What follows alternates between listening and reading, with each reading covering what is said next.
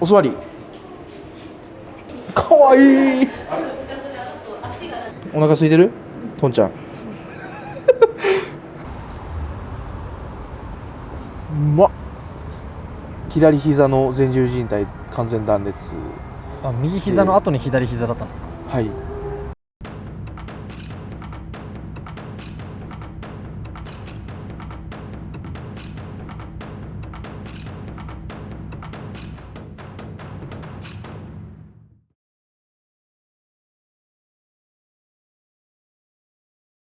小手さん、本日も稽古お疲れ様でした。お疲れ様でした。ちゃんこも終えて、はい。どうしたんですか？まあちゃんこ終わって今から自由時間なんで、ちょっと行きたい場所に行きたいと思います。どこ行くんですか？まあついてきてください。ついてからのお楽しみです。わかりました。 GO。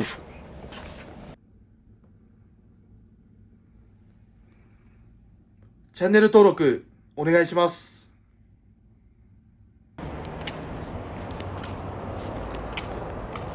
本当にどこ行くか教えてくれないですね。ついてきてください。ちなみに今日の稽古はどうでした？だいぶ調子が良くて、そして前に出る相撲でマスも取れてるんで、はい。場所に向けて、はい、もう準備万端って感じです。なるほど。新しい宿舎はどうですか？すごく居心地が良くて楽しく過ごさせていただいてます。なんか夜とかってなんか喋ろうぜみたいになるんですか？なんないですね。なんない。もう、はい、もうみんな携帯に夢中で、はいはい。はい。じゃあ小手さんは夜何してるんですか？自分は YouTube とか、音楽が好きなんで、好きなそうですね、歌手バックナンバーとか、ミスターチルドレンとかを聞いたり、ちっちゃい頃からドラマが好きだったんで、ネットフリックスでドラマを、見たりしています。で、あとは自分動物が好きで、動物が餌を与えられてる餌を与えられてる？違うな、動物が餌を食べてる動画とか、じゃらけてる動画とかをよく見たり、それと、食べ物でスイーツが好きなんで、スイーツ作ってる動画とか食べてる動画とかをよく見たりしてます。生クリームとか好きそうですもん。そうですね、結構好きですね。いちごのショートケーキがめちゃくちゃ好きで、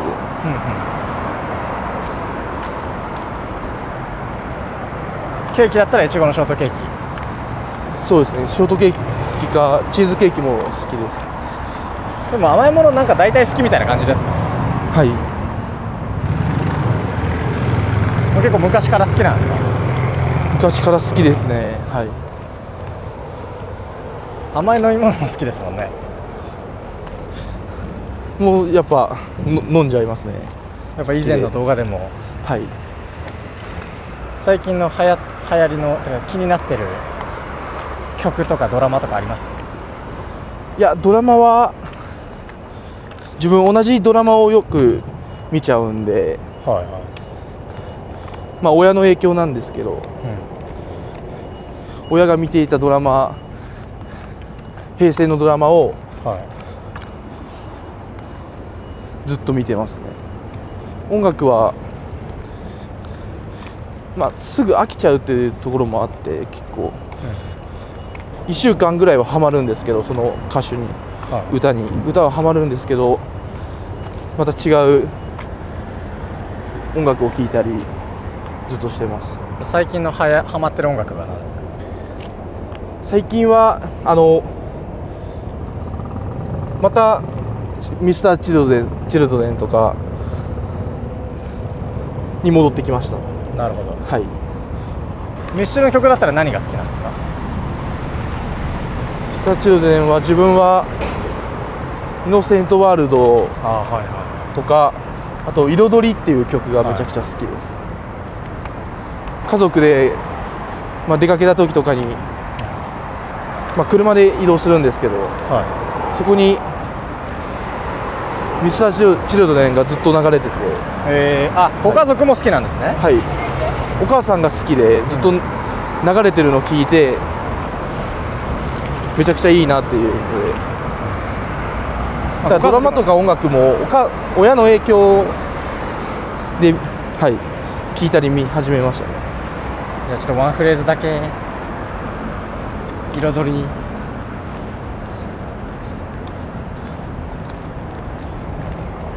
また違う、一般人の方とかいますんで、また違う動画で歌おうかなと思ってます。さすがに外だから。はい。そうです。みんなに迷惑かけちゃうんで。ドラマはじゃあ何ですか？最近よく見てるの。最近はネットフリックスで女王の教室っていうのが配信されたんで、それをずっと見てます今は。当時何歳ですか？放送された頃、小手さん。もう2005、6年だったんで、女王の教室って、自分がもう保育園の時とかですかね。それをTSUTAYAでお母さんが DVD を借りて来るのを見て面白いなっていうのでずっと見てます。なるほど。女王の教室はちなみに何回見ました？ガチで、数えきれないぐらい見てます。80、90ぐらいは見てます。はい。通してですよね。はい。なんでその歌はすぐ飽きるのにドラマはずっとだって同じ展開でも見れるんですね。はい。大相撲入ってからはそういうことはないんですけど、大相撲入る前とか高校の時とかは、昼も夜も、各自で食うって感じだったんで、そういう時とかに、ドラマをずっと見ながらご飯食べてました。他の小手さんおすすめドラマもちょっとまた今度教えてください。はい、ぜひ。小手さんも学生時代は平成の髪型だったんですか？高校はずっと坊主だったんで、中学の時とかは、自分が好きな髪型とかしてました。どんな髪型だったんですか、ちなみに。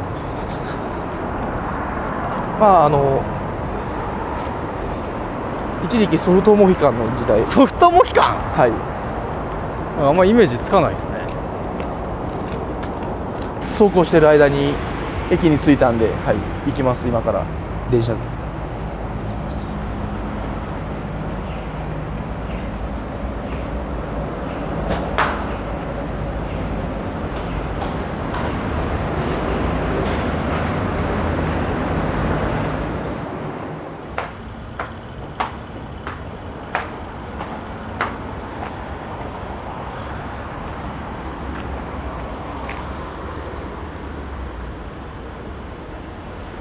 この駅ですか？はい。まだ歩きますか？でもすぐ近くにあるんで、行きます。じゃあついていきます。はい。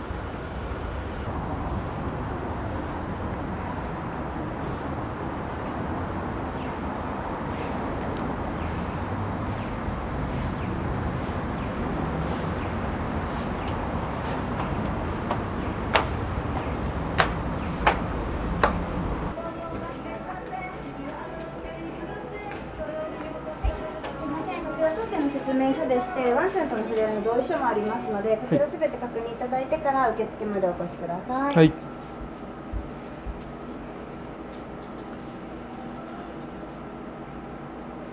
小手さん。はい。ワンちゃんの同意書っていうのを聞いたんですけど。はい。どこなんですか、ここ。ここはドッグカフェです。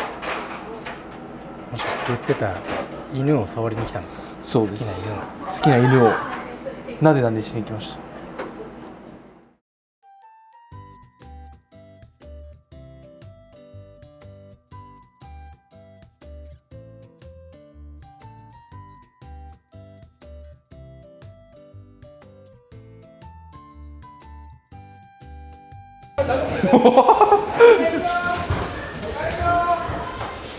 あれどうですか？このいや迫力がすごいですてかでかっこんなでかいの初めてです触ったの。ああ落としちゃった。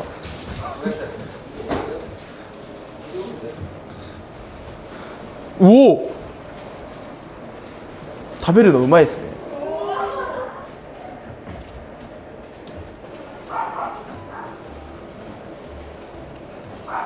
好きな犬種とかあるんですか？手ごと噛まれた小手さん、自分パグが一番好きです。パグ、はい。大型犬だったら何が好きですか？大型犬はゴールデンレトリバーがもう一番好きです、お座り。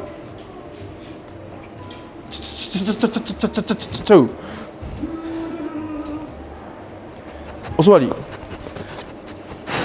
あ、した手思いっきり手噛まれるんだよな。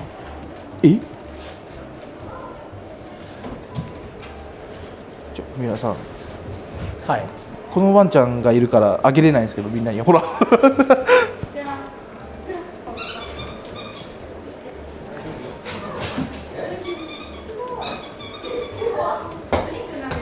でも似合いますね。やっぱでかい体にでかい犬。ちょ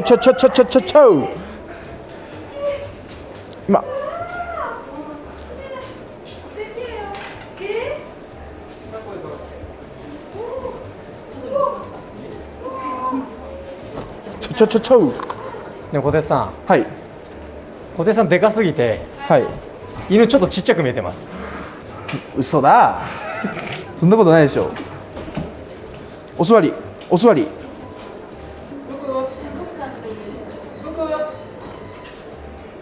とらあ入ってね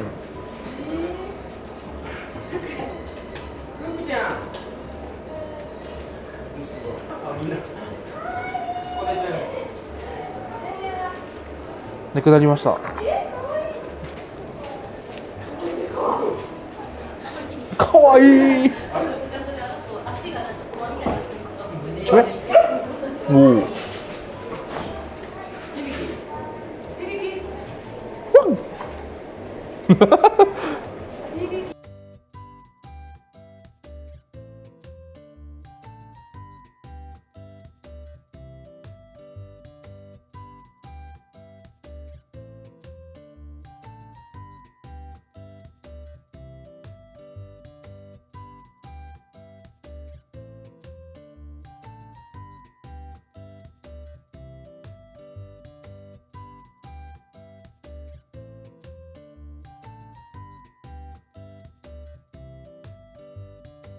それ何ちゃんですか？トンちゃんです。トンちゃん。はい。トンちゃん。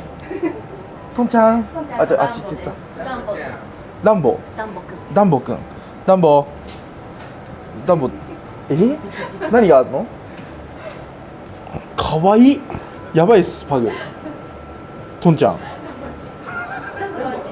欲しい。連れて帰ります今日。この子。ちょっと待って。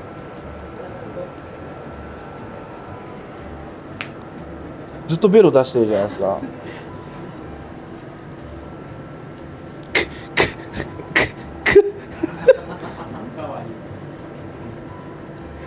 ちょっとへーってやってるんですけど。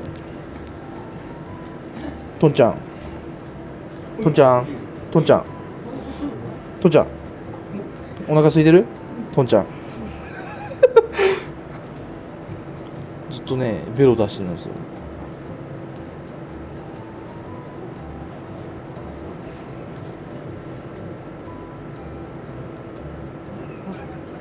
トンちゃんなんて言ってます？トンちゃんってずっと言ってますよね。どう思ってるって言ってます？かっこいいですねって。誰のこと？あ、自分のことをあかっこよくてめちゃくちゃ声出してるんですよ。何歳と聞いて2月生まれ難しい友達が飼ってるんですけど、飼ってたんですけど、はいはい、なんか茶色色っていうか黒じゃなかったんですよ。もうなんかしっかり落ち着いた感じですね。そうですね。トンちゃんもトンちゃんこてっちゃんでそうですね。顔見たいんですけど全然向こう向いてるんですよ。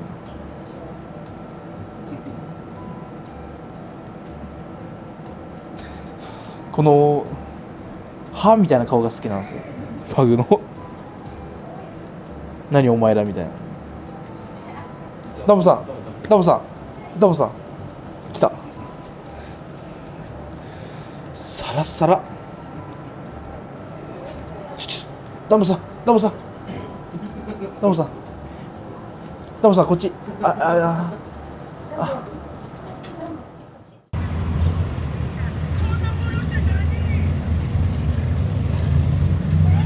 大竹部屋チャンネル。ドッグカフェめちゃめちゃ楽しそうでしたね。めちゃくちゃ楽しかったし癒されました。どの子がお気に入りでしたか？小型犬なんですけど、はい、ずっと触れ合ってたパグのトンちゃんが自分的にはもう印象的で、はい、めちゃくちゃ可愛かったです。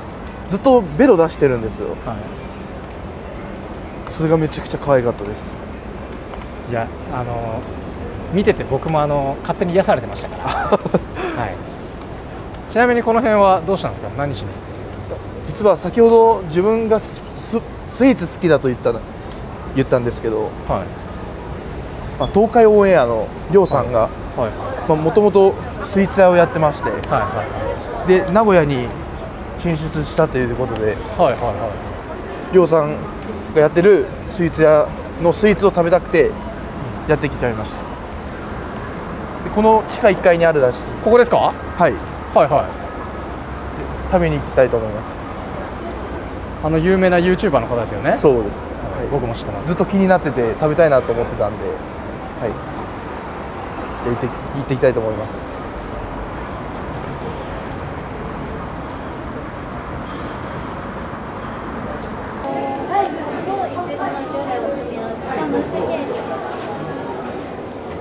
ライチジュレといちご。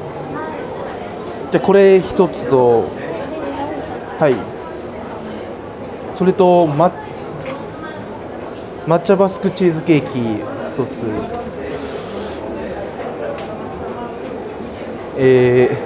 宮崎マンゴーのショートケーキをお願いします。嬉しそうですね。ちょっと楽しみになってきた。3つでお願いします。めちゃくちゃ美味しそう。はい。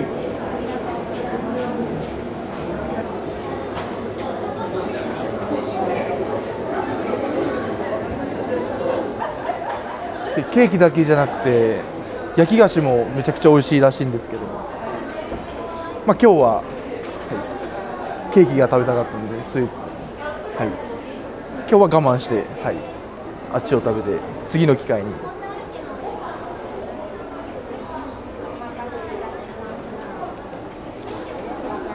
すみません、ありがとうございます。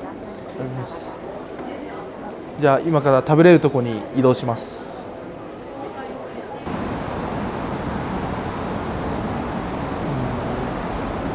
おやつの時間です。大竹部屋チャンネル。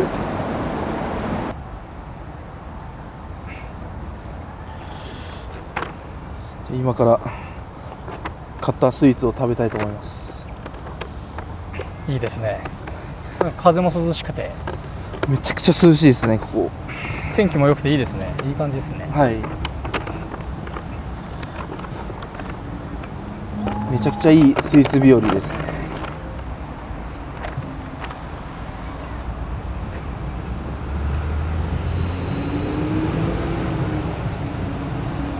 めちゃくちゃ美味しそうですね。めちゃくちゃ美味しそうです。何から食おうかな。このマカロンは最後に食いたいんですよ。マカロン、はい。これ抹茶のマカロンなんですかねこれ。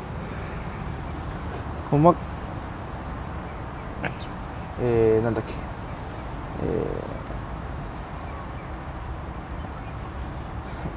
ただきます。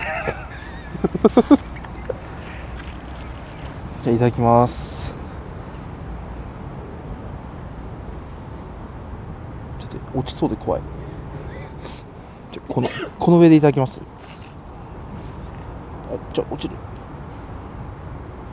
ただきます。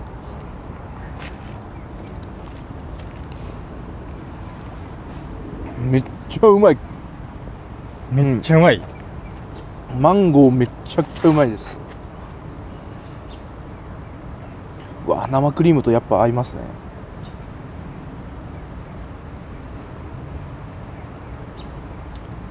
うまっ。うまっ。いや食うの早っ食うのめちゃくちゃ早いですね。あと2つあるんで、はい。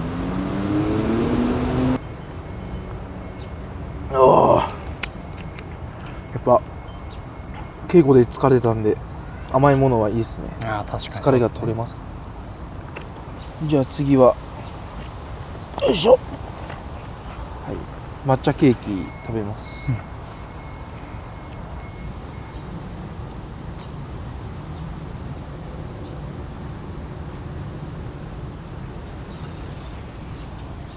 ただきます。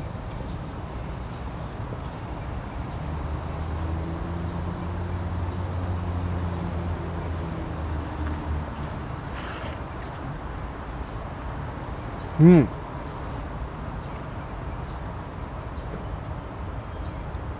めちゃくちゃ甘いですね。甘いですね。はい。苦味はどうですか？苦味もちょっとあるんですけど、甘みのが強いですね。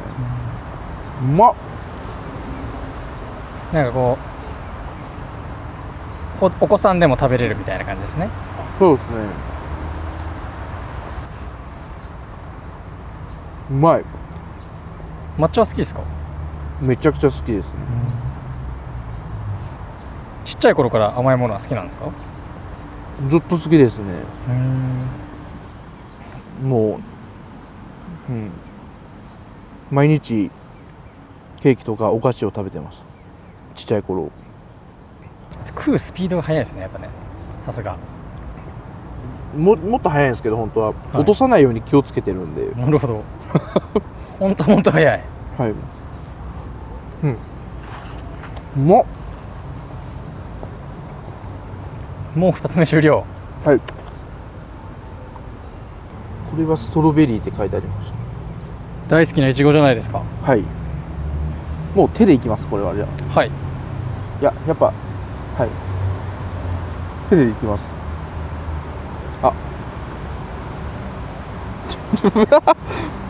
無理そうっす、手は。なんかめちゃくちゃ柔らかい、意外と。いただきます。なんだこれ。いただきます。うわ、これ中にちょっと見せてくださいよ。中にストロベリーのソースが入ってますね。甘酸っぱい。めちゃくちゃうまい。落ちそう。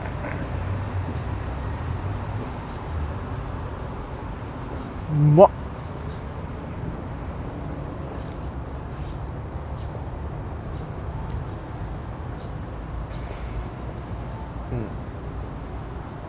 自分これが一番好きですね。やっぱりストロベリーの。はい。うますぎるですね。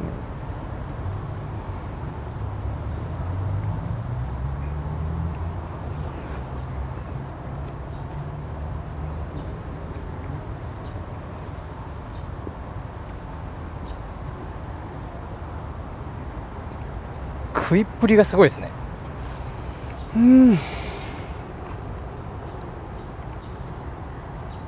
美味しかったです。ごちそうさまでした。コメントでおすすめのスイーツを教えてください。小手さん。はい。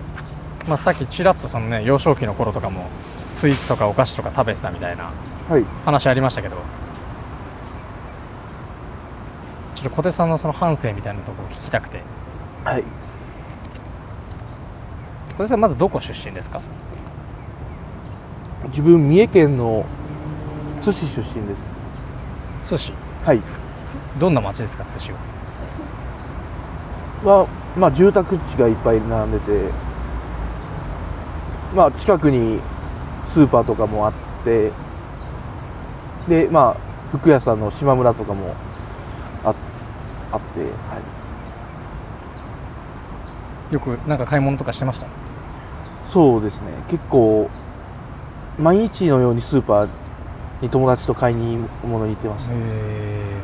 何買ってたんですか？パンとかいろいろ、はい。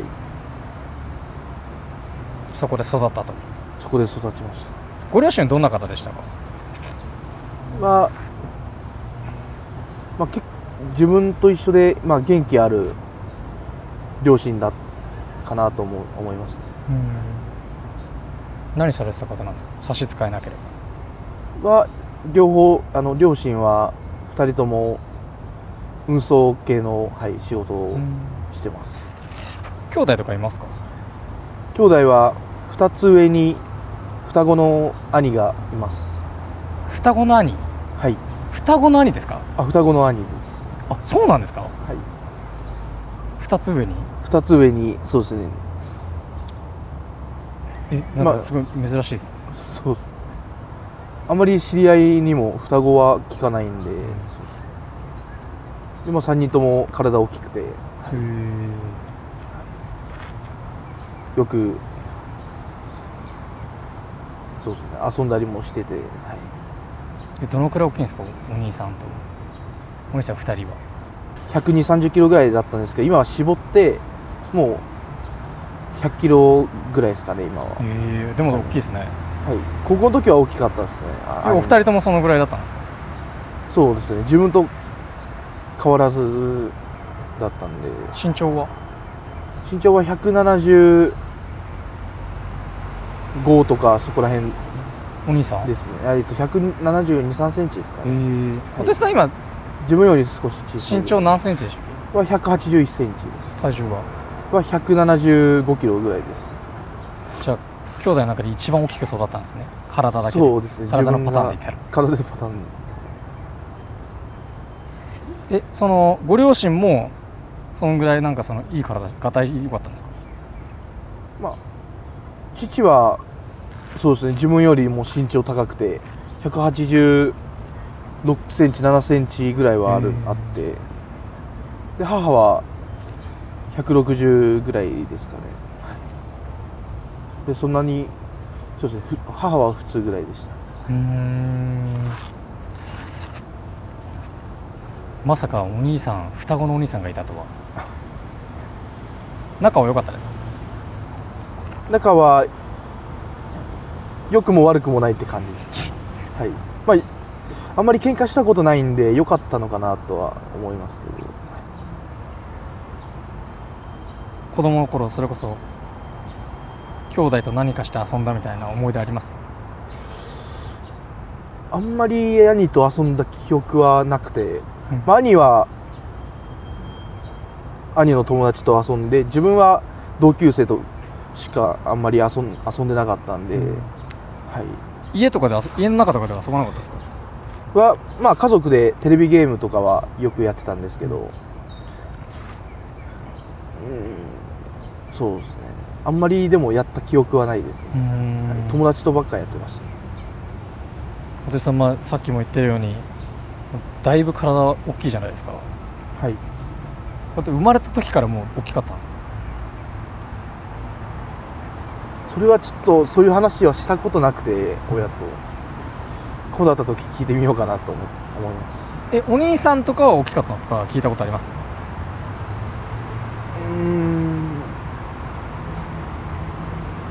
一人が普通ぐらいで、もう一人がちっちゃかったとは、なんか2000グラムぐらいですかね。小さかったらしいですね。生まれた時とかのは分かんないんですけど、まあ小学1年生の頃の身長体重は大きかったのかなと思いますけど、自分が何センチだったんですか？自分は小学1年生で153センチの身長で体重43キロありました。ちゃでかいじゃないですか。はい、小学1年生ですよね。そうです。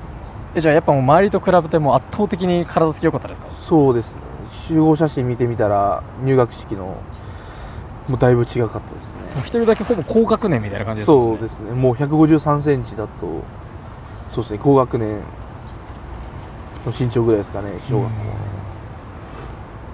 小学校の頃はどんな子でした？まあ、よく、元気で、授業中とかも、じっとできなく、友達と喋ってばっかりいたんで、よく怒られてましたね、学校で。その頃からやっぱいっぱい食べるのは好きだったんですか？食べるのはもう自分が保育園の時から好きでした。保育園の時から。はい、もう5歳とか6歳ぐらいにはもうハンバーガーとかも好きだった記憶があります。覚えてるんですね。はい。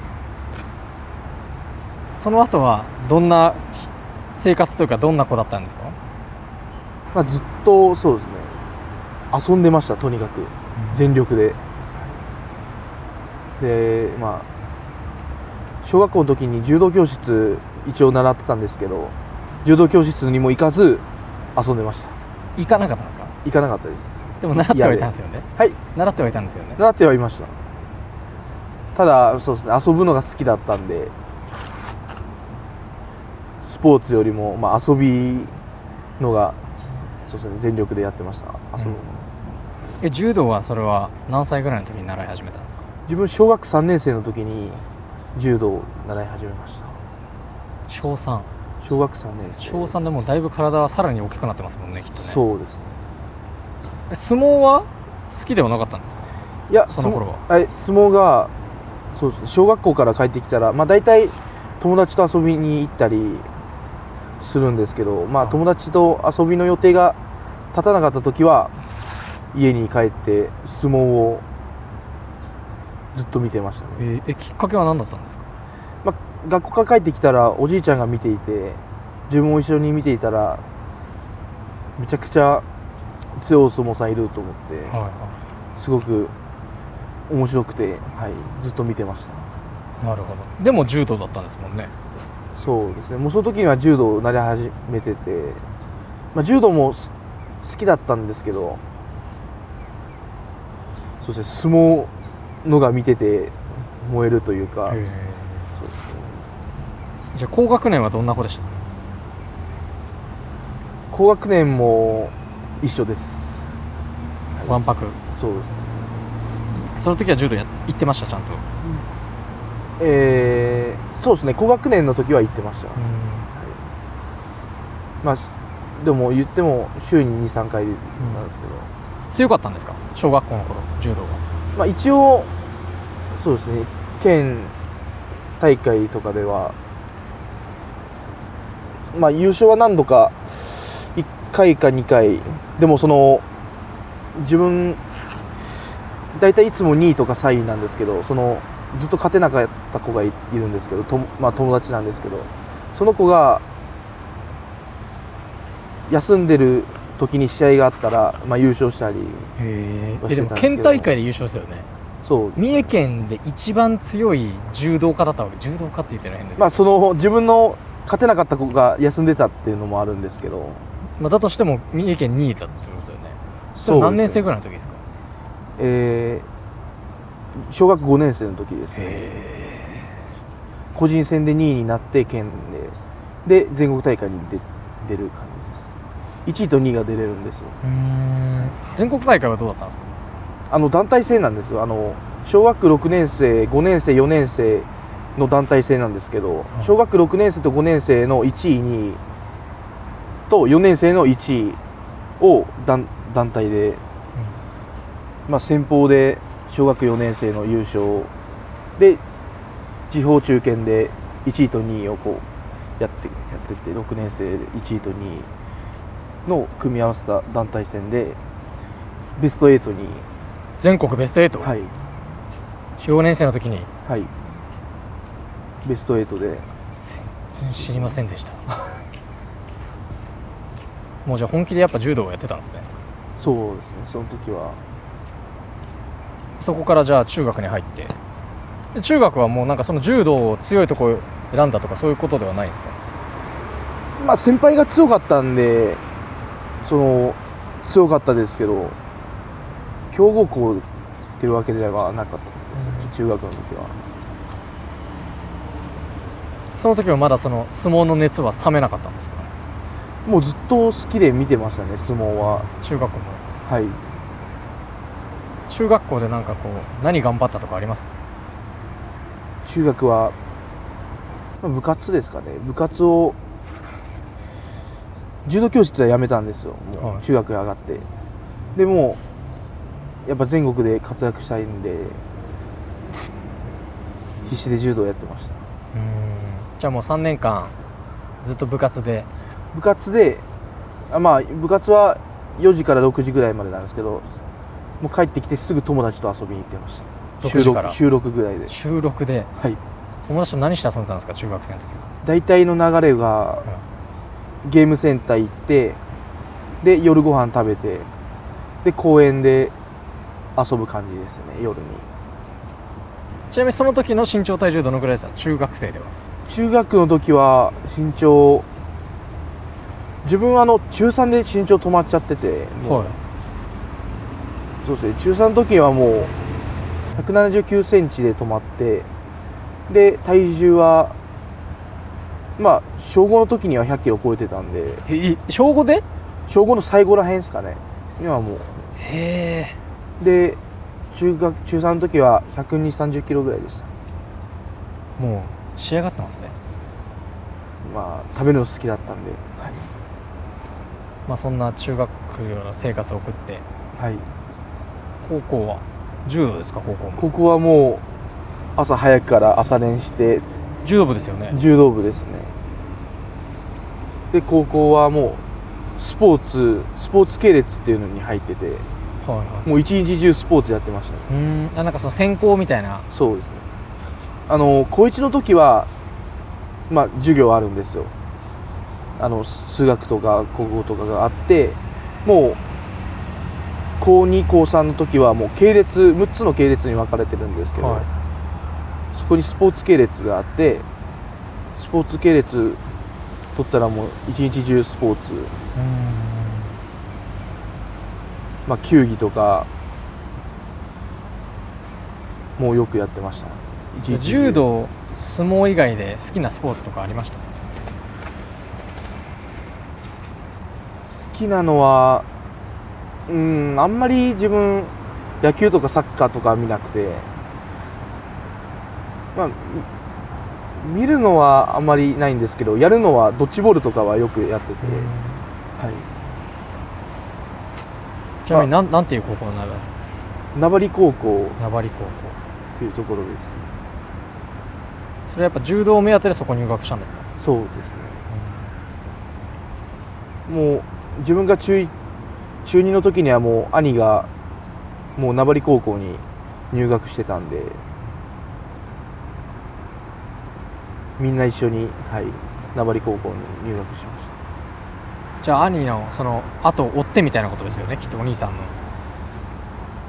追ってというか、兄が高校に入学して監督が、自分のことも知ってくれてて、で稽古何度か来いよって誘っていただいて行くにつれ、自分も名張高校入りたいなっていう気持ちになって。なるほど。だから当時小鉄さんが中学生の頃からもうちょっとその高校の稽古とかちょっと参加させてもらってたみたいなことですね。はい。通用したんですか、ちなみにその中学校の頃は？いや全く通用しなくて、胸を借りる気持ちで、全力で投げに行ったんですけど、全くもうびくともしなくてずっと投げられてました。中高の柔道の成績はどうでした？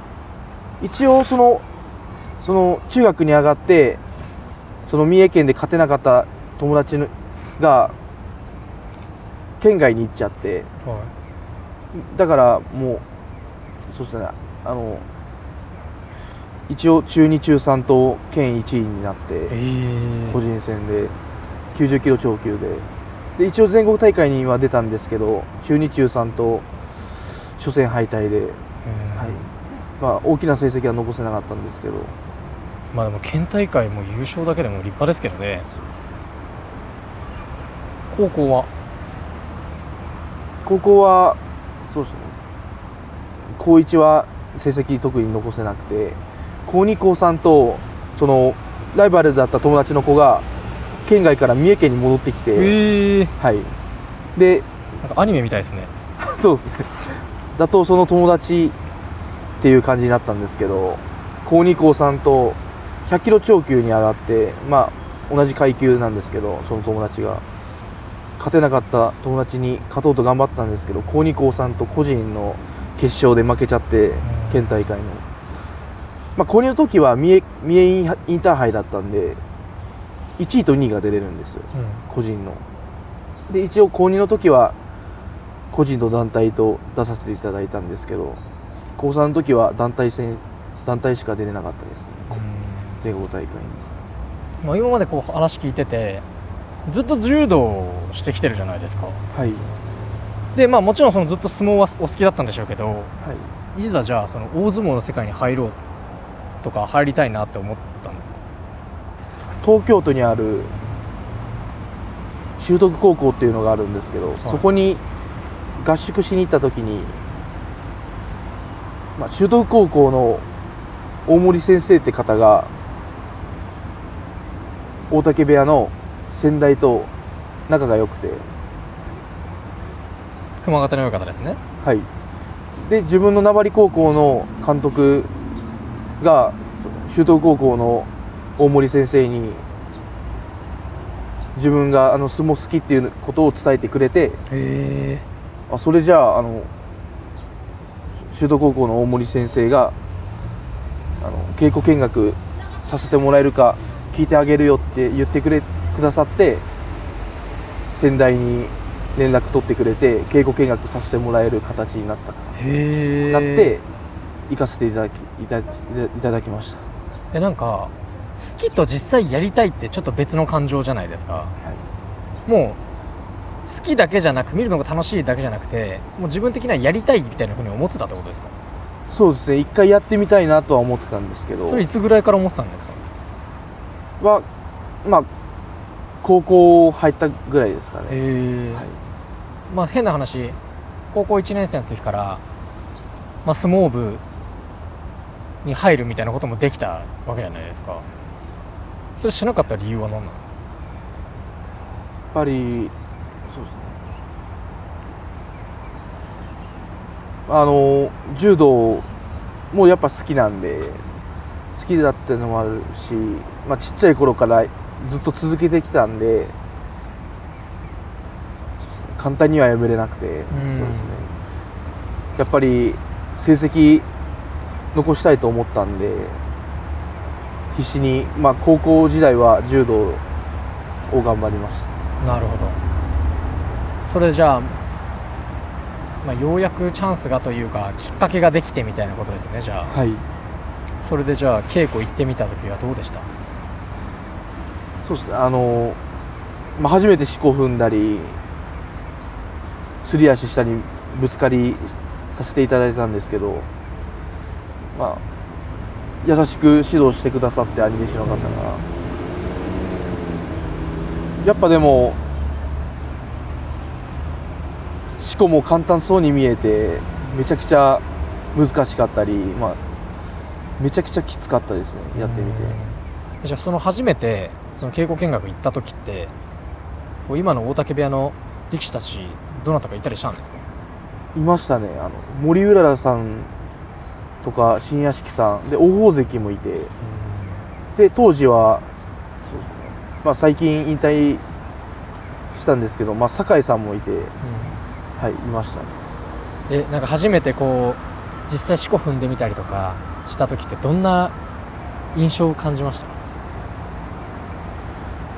まあそうです、結構難しくてきつくて、もうすぐに膝も下半身がもうプルプル震えちゃって、そこからどういう流れでじゃあいざ入門って形になったんですか？で相撲が好きっていうことはもう伝えていたんで、先代に。それを見て先代が卒業したら大嶽部屋入れよって言っていただいて、それで、はい、そこで決めましたね。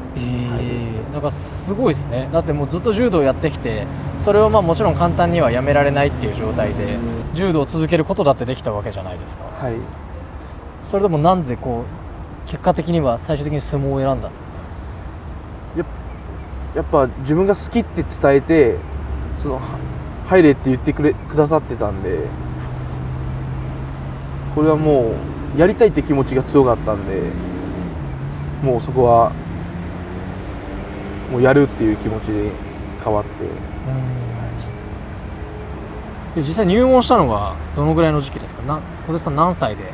入門したのは2020年の3月、前相撲を取ったんですけど、入門部屋に行ったのは2月25日ですね、2020年の。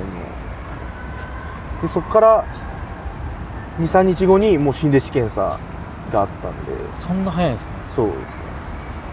でも新弟子検査も無事合格して、3月場所で前相撲を取らせていただいたんですけど。前相撲はどうでした？結果としては。前相撲は、2日間相撲と取ったんですけど、最初の初めての相撲は左上手取って思いっきりぶん投げて、初戦は白星で飾ることができて、次負けちゃったんですけど、最終的にはそうですね、次の日も勝って2勝1敗で前相撲を取り終えることができました。もちろん見てはいるものの、稽古というのはほぼやらずに。そうですね、やってないですね。ですよね。はい。ほぼほぼ今まで培ってきた柔道の形でこう挑んだみたいなことですか？そうですね。はい。入門した頃の身長体重どんなもんだったんですか？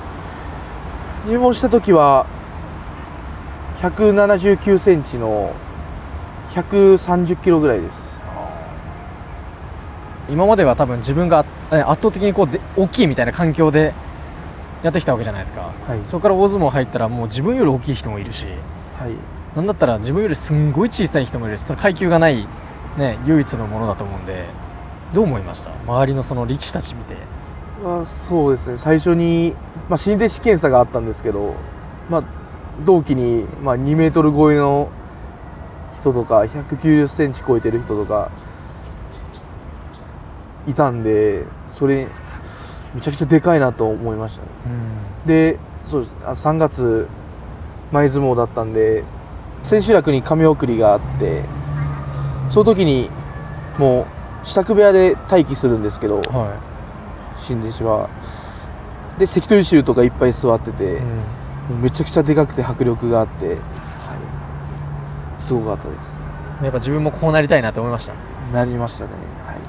初土俵は？その初土俵は、5月はコロナで、中止になっちゃって、7月は東京でやったんですけど、なんとか初日から4連勝しまして、なんとか勝ち越すことができて、その次と次の取り組みは2連敗しちゃったんですけど、最後の相撲で勝つことができて5勝2敗で取り終えました。その時ってもしかしてまだその相撲は取ってなかったんですか？基礎だけですか？もう相撲を取り始めたぐらいですね、7月は。どうでした？初めて実際自分でやってみた時は。やっぱり相撲は前に出るじゃないですか。柔道や前にあんま出ることなくて、引くことが多いんで、相撲の形ではないじゃないですか、そうですね、引くのは。だからまずはそこを直していくように稽古を頑張りました。もう前に出ることだけ考えて。もともとやっぱり柔道やってたっていうのもあって、投げは得意ですか？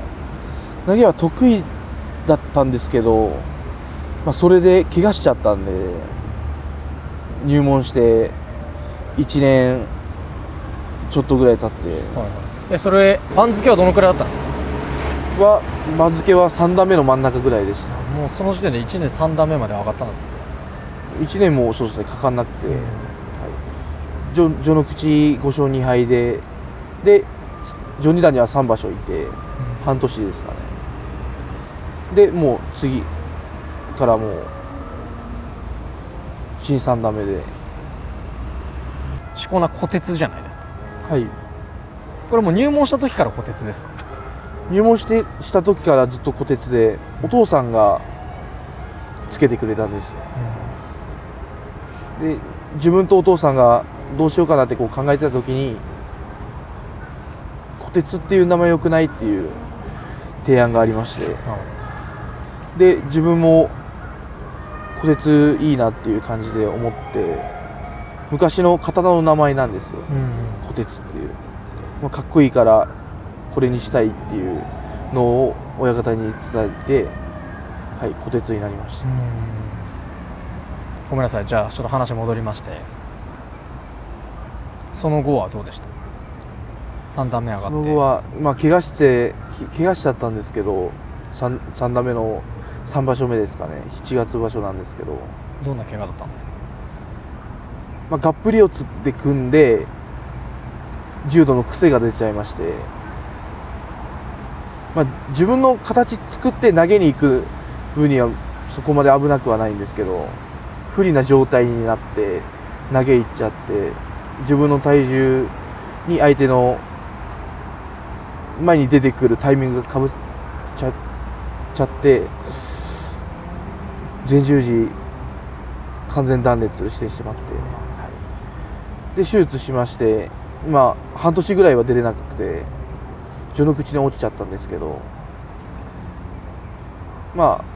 そこから序の口序二段は勝ち越しまして、3段目を、2年ぐらいですかね、2年ぐらいいて、なかなか幕下に上がることができなかったんですけど、苦戦しまして、なんとか幕下には上がれたんですけど、負け越しちゃいまして、次の場所に絶対戻ってやるという気持ちで臨んだんですけど、また怪我しちゃったんですけど。同じ箇所ですか？いや、今回は左膝の前十字靭帯完全断裂。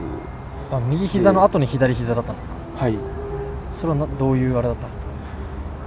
自分の出方が悪かったんですけど、前傾になって前に出ればよかったんですけど、がっぷり四つで胸反りながら前に出てたところを、そうですね、また相手とかぶさった感じで、土俵際まで持ってたんですけど怪我しちゃいました。なるほど。2度大きな怪我をしてってことですもんね。はい。入院するとか手術するってなったら、さっきもおっしゃってましたけど、半年ぐらいは休場したっていう話で、気持ちの部分で切れたりとかはしなかったんですか？1回目の右膝怪我した時は切れなくて、全く、焦らずしっかり治して、前向きに考えて、一つ一つ頑張っていったら、なんとか上にはちょっといけるのかなと思ってやってたんですけど、左膝怪我した時はそしてやっぱ落ち込みました。でもそうですね、病院で 2,3 日は落ち込んでたんですけど、やっぱり、相撲好きなんで美味しいものとか食べて、寝てたら落ち込んでる気持ちが晴れたっていうか。怪我によって相撲のスタイルが変わったとかってあります？そうですね、少し変わっちゃいましたね。怪我を恐れて、そうですね、中途半端な相撲になっちゃってるんで、今それは良くないと思うんで、はい、なるほど。何も考えずに、意識して前に出ていけば、結果につながるんかなっていう感じで思ってます。2度目の怪我の後から今にかけてはどんな感じなんですか？序二段には落ちたんですけど、なんとか3段目に戻ってきまして、1年半ぐらいは、怪我してから今まで1年半ぐらいは3段目にいるんで、まずは幕下に戻るように、へこたれず前を向いて一つ一つ頑張っていって幕下に戻れるようにまずは頑張ります。じゃあ小鉄さんのこの相撲における目標とかあったりしますか？最終的な目標は幕内に上がり、テレビで活躍している姿をお世話になった方々に見せれるような元気ある相撲で活躍できたら、すいません、元気ある相撲で活躍できるように頑張っていきます。頑張ってください。応援してます。はい、ありがとうございます。頑張ります。今日はありがとうございました。ありがとうございました。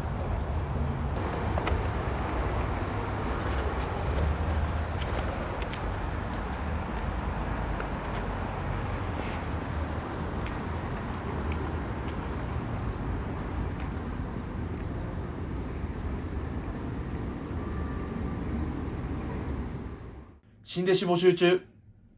チャンネル登録、高評価お願いします。